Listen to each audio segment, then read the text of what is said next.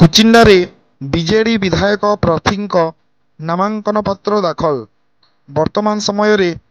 ସାରା ରାଜ୍ୟରେ ବିଭିନ୍ନ ରାଜନୈତିକ ଦଳ ପକ୍ଷରୁ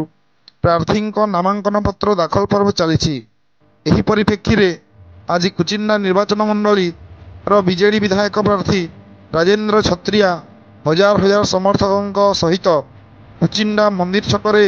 ପ୍ରଭୁ ଜଗନ୍ନାଥଙ୍କୁ ଦର୍ଶନ କରି ଏକ ବିରାଟ ଶୋଭାଯାତ୍ରାରେ ଆସି ଉପଜିଲ୍ଲାପାଳଙ୍କୁ ତାଙ୍କର ନାମାଙ୍କନ ପତ୍ର ଦାଖଲ କରିଛନ୍ତି।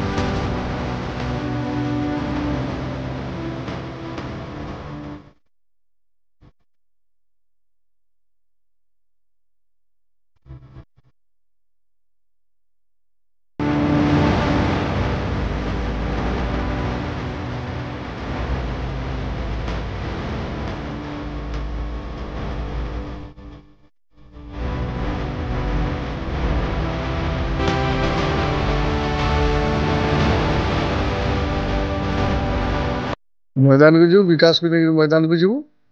जोटा कि अन्य मैंने कौन कहते कौन नहीं कथा कह आम तो विकास को लेकिन जीव आज नमिनेसन दाखल कलु 8 तारीख दिन बोधे कैंडिडेट डिक्लेयर हो तथा मध्य आम प्रचार आरंभ हो जाइए आ बीजेडी प्रचार तो बर्तमान चली बीजेपी प्रचार तो कभी बंद है नहीं विकास कहते मुख्यमंत्री नवीन पट्टनायक माननीय मुख्यमंत्री तो 12 मास चलते प्रचार तो बंद नहीं कौन समस्या अच्छी समस्या तो अनेक रहा रास्तार समस्या पानी समस्या ये सबटा माने हो सब बेले धरतु बड़ जितकी बेले कुचिना बामला रोड आम जी 6-7 फुट थी कुचिना बामला से गोलपोस्ट रोड पर से अन्य सब गाँव सब सीधा हो गाँव रोड सब दरकार से गुड़ा सब हम प्रोब्लेम रही प्रोब्लेम समाप्त होगा अनेक दिन लगे तथा मुख्य जिन सब प्राय सब तो समाधान हो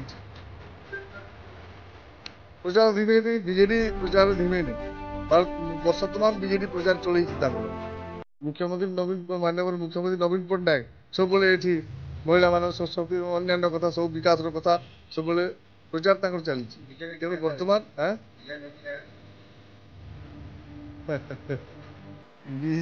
विजय तो निश्चित भाव में हम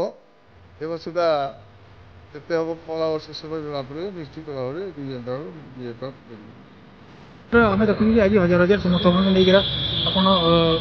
दाखल करवा लगे क्या कहे के उत्साह अच्छा आज लोक उत्साहित अच्छा विजु जनता दल उत्साहित अच्छे विकास आम माननीय मुख्यमंत्री विकास दिग सब जगह सब कम कर सब गाँ गंडे कम होती बोली आज नमिनेसन दाखल समय प्रत्येक गाँव लोक आई जेहेतु प्रत्येक गाँव में किसी ना किसी कार्यक्रम होती महिला मैंने आई महिला सशक्तिकरण लगी